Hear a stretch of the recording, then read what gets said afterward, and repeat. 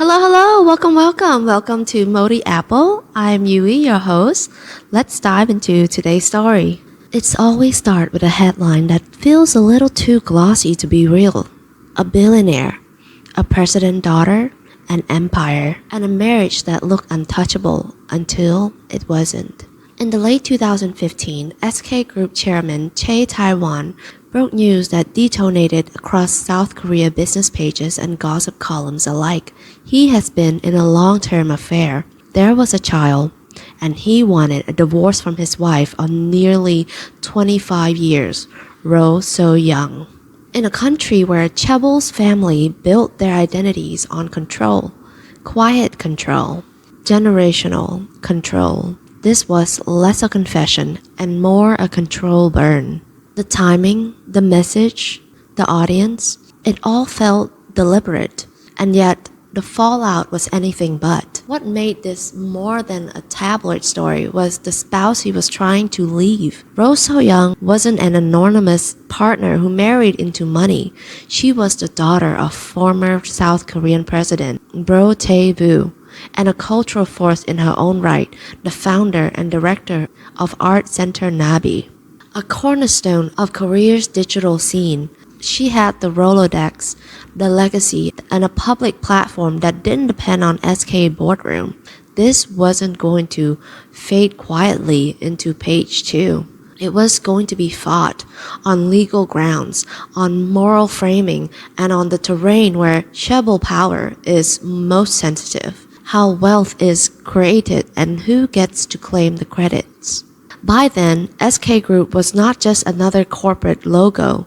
It was a national backbone, telecom, energy, chips, a sprawling network of affiliates with Chae at the center, holding a roughly 17.7% stake in SK Inc., the holding company that sits above crown jewel like SK Hynix. When a chairman in that position says he's walking away from a presidential family, every domino in the economy trembles just a little. Markets ask the rude question elegant people avoid. If this divorce gets expensive, what happened to control? What happened to SK? If wealth is a fortress, will the bricks have to be sold off to pay the bill?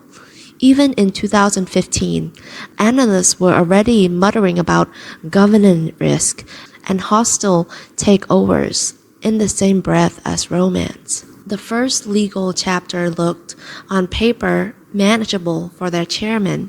A lower court's 2022 ruling granted Roh an amount that, relative to SK scale, felt almost perfunctory, a few dozen billion won in property division and modest alimony.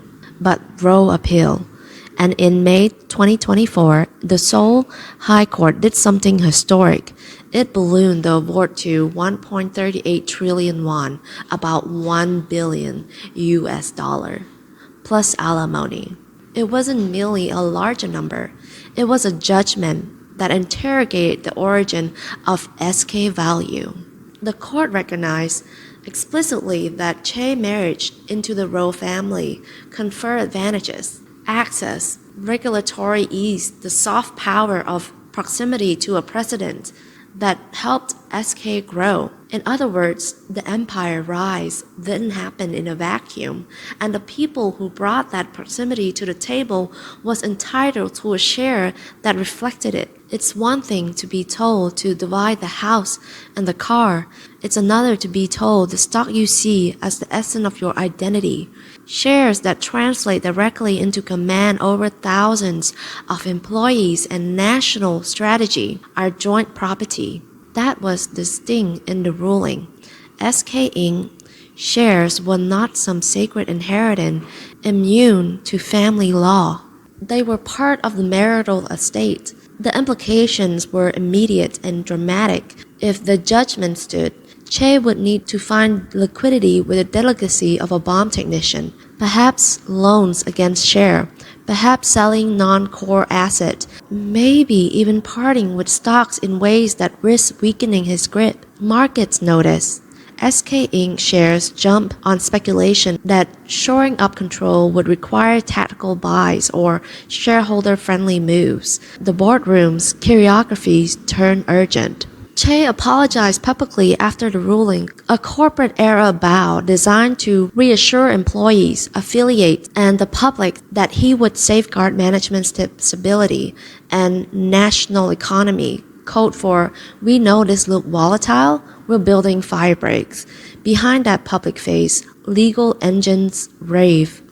The chairman appealed to the Supreme Court, arguing the High Court had gotten the property division wrong, especially regarding the treatment of shares and how to value contribute to SK growth. Meanwhile, SK quietly worked the problem from the business side, erecting defenses to deter hostile takeovers, talking to lenders, signaling that if liquidity had to be found, it would be found in ways that doesn't surrender the crown. This was no longer just a divorce. It was corporate crisis management with a family law docket number. There was a moral undertow running through the case that the press couldn't ignore. The 2015 revelation wasn't just a messy breakup. It came with the admission of a mistress and a child born outside the marriage years earlier. South Korea isn't prudish about scandal. No country with this much money and media can afford to be. But the court's 2024 language made it clear that conduct matters, that public leadership carries private burdens, and that wanting to move on doesn't erase the harm done to a spouse who stood next to you for a quarter century while the empire rose. In the wake of the High Court's decision, a separate ruling ordered Che's partner, Kim Hee-young, to pay damages to Roe for mental distress linked to the affair. Kim paid, issued an apology, and declined to appeal, a code that underscored how many people were now living inside the perimeter of this one-family litigation. The story that Chaebols tell about themselves often orbits a single idea: inevitability. As if size were destiny and dominance at birthright, not a series of fragile bargains with regulators, banks, politicians, and families. The billion-dollar judgment punctured the myth. The court was saying that success is social. It has co-authors. Roe contribution may not have been a line item on a balance sheet, but it had consequences that flow into revenue graphs and capitalization tables. It is a disquieting thought for any tycoon who believes the company ends where the marriage begins. For Roe, the narrative arc looked different. She built an independent identity in culture and technologies, lectures, exhibitions, a reputation for championing art's intersection with code, while also living inside the machinery of SK. The judgment recognized that duality.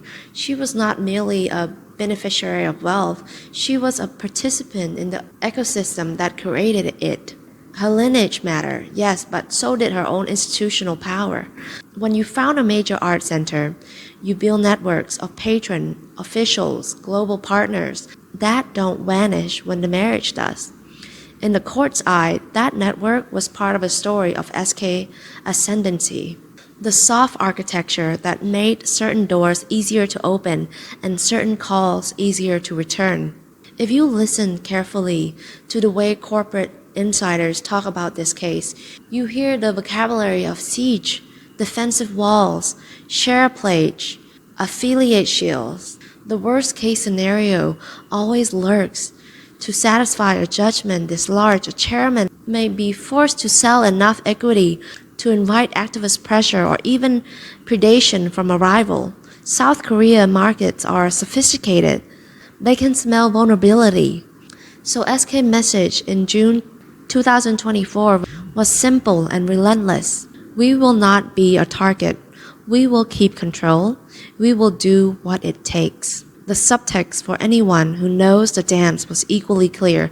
This will be expensive, but it will be more expensive to blink. The human piece refuses to shrink to the margins. 3 adult children, navigating public scrutiny, a partner whose existence became a legal exhibit, a wife who went from being a discreet cultural leader to the face of a landmark court victory.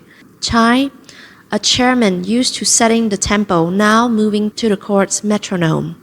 If the Supreme Court reduces the award, the financial pressure eases. If it affirms the High Court or sends it back only to reach a similar figure, the path narrows. Borrow, restructure, divest, or dilute. In every fork of that road, control is the hidden price tag. The lesson for other dynasties is written in bold. You cannot firewall the marriage from the market forever. What makes this saga so hypnotic is the way it blends career-old narratives, loyalty, family honor, national progress, with modern anxieties about fairness, gender, and the transparency of power. The billion-dollar number is loud, but the legal reasoning is louder. Marriage can be a partnership with measurable economic effect, especially when one spouse's family sits at the apex of political influence. That's not just a rebuke to a philandering chairman. It's a message to the entire class of people whose lives straddle the private and the public, reminding them that benefit of proximity cut both ways. Meanwhile, the calendar does what calendar do. It turns. SK Group continues to announce strategies, invest in chips, recalibrate capital structures, and talk about the future. The chairman continues his legal fight in the Supreme Court. Even as other SK-related court matters appear in the headlines from time to time, this is the one that refuses to fade. Because it's about the first principle of power, how it's accumulated, who it serves, and what it costs when the bill finally comes due. If you strip away the meeting, the memo, the filing, and the press release, what remains is a story that feels almost classical. An union forged at the height of promise, a fortune belt in the warm current of influence, a betrayal that rendered the private unbearably public, and a reckoning that insisted wealth be traced back to its sources. Some tales end in a settlement and a solemn photo. This one ends, at least for now, with a precedent, a billion-dollar precedent that every board chair and every political dynasty will remember the next time a family dinners turn into a negotiation over the future. And somewhere between the museum and the trading floor, between a daughter of a president and the chairman of a conglomerate, the balance sheet of a marriage was written down in numbers large enough to bend a market. That's not just gossip. That's governance, measured in one.